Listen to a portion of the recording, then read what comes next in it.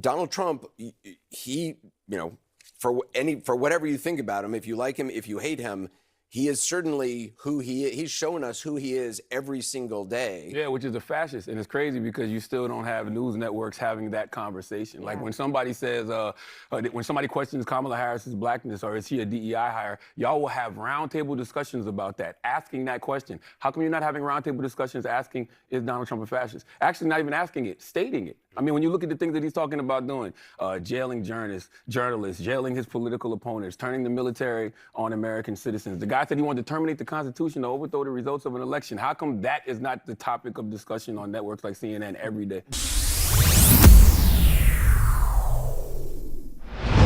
All right, ladies and gentlemen, it's time to weave out the lies so we can get to the facts.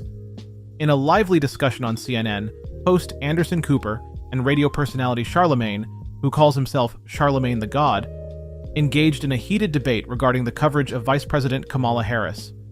It got heated. Both men called BS on one another during the interaction. When Cooper claimed that CNN talks about important discussions, Charlamagne said the outlet wastes time discussing if Harris is black or not. If you ask me, both of these talking heads just spew nonsense 90% of the time they're on television. But anyway, Charlamagne criticized Cooper for implying that there were serious conversations within the media about questioning Harris's racial identity, emphasizing that such discussions have been pervasive across various platforms. He asserted that these narratives detract from the real issues at hand by focusing on identity politics rather than on the substantive evaluation of Harris's performance. So basically, Charlamagne the fraud would rather everyone talk about Marxist talking points and how everyone but the white man is oppressed than actually talk about how Kamala Harris plans on destroying the country and the American citizens' way of life even further. I think I got that right. Watch this. I feel like I heard more on this network about is Kamala Harris black than I do about, Donald Trump being a fascist. Well, am I wrong, Angela? Honestly, that's bullshit. I'm sorry. Oh, I like that. I'm not. Look, I'm a huge fan of yours. Okay. But to say that we're sitting around discussing is Kamala Harris black, I've seen that. I've seen those roundtable discussions a lot. That's now that's true. Bullshit, Anderson. For you to say that y'all don't have those conversations. I've never asked somebody is. Oh, I'm not saying Kamala you. Harris I said the Not you. network. He said the network. I don't think anyone on. I don't think any anchor on this network has been going around saying, "Is she black?" Y'all have never had definitely. We have had. Look, I'm sure we have had, nutty people or people who have strongly held beliefs who I may disagree with, who somewhere on some panel have said something, but. Yeah. I will just speak up for what I do on the show. I do believe it's important to get people different viewpoints as long as they're willing to have a legitimate conversation. What I don't like are surrogates who come out and just spout talking points that they don't even believe, and those are people I tried to eliminate from having ever on the air again. I think no network has honest conversations about Donald Trump. Nobody's had honest conversations about Donald Trump since 2016. I saw last night they were talking about, the double standard that exists between Donald Trump and the vice president, but it's always a double standard with Trump, whether it's with Hillary, whether it's, against Biden, now with Kamala. We talk about him being a threat to democracy, but we don't treat him like one. I don't know what you've been watching, but amazing. Absolutely, positively amazing. Here we have two people that no one tunes into really anyway, arguing over whether one another calls Trump a fascist enough. Now, Cooper pointed out that more visibility and personality could be achieved by Harris by appearing on popular platforms like Joe Rogan's podcast.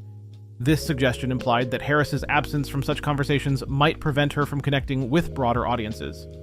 And as you may or may not know, Joe Rogan recently came out and said the Harris team only wanted to do an hour on his show and detailed how they wanted certain, demands. Because she's an extremely non-genuine and scripted puppet candidate, and it couldn't be any more obvious than all of her recent interviews and rehearsed non-answers like hopes and dreams and aspirations and ambitions. You know the thing? But who is even surprised Charlamagne is running defense for this woman when he literally sat back and did and said nothing when his savior of democracy told him this to his face? You got to come see us when you come to New York, VP Biden. I will. It's a long way until November. We got more questions. You got more questions, but I tell you, if you have a problem figuring out whether you're for me or Trump, and you ain't black. It don't have nothing to do with Trump. It has to do with the fact I want something for my community. yeah, there's a history of Charlamagne being a gatekeeper for these people, even though he claims to not be a Democrat or a Republican. I'm old enough to remember when he said this about Biden's re-election campaign and the state of America under his, lack thereof, leadership. What did he say? Freedom, Oh, Jesus. personal freedom, is fundamental to who we are as Americans. There's nothing more important, nothing more sacred. That's been the work of my first term, to fight for our democracy, America's in shambles. I don't give a fuck what he said. Red revolution. to protect our rights, to make sure that everyone in this country is treated equally and that everyone is given a fair shot at I'm not making listening to 3 minutes of this shit, yo. The world is in it. You know, shambles. around the country. Aren't you embarrassed to be a Democrat? America is in shambles. I'm not a Democrat. So, yeah, boy.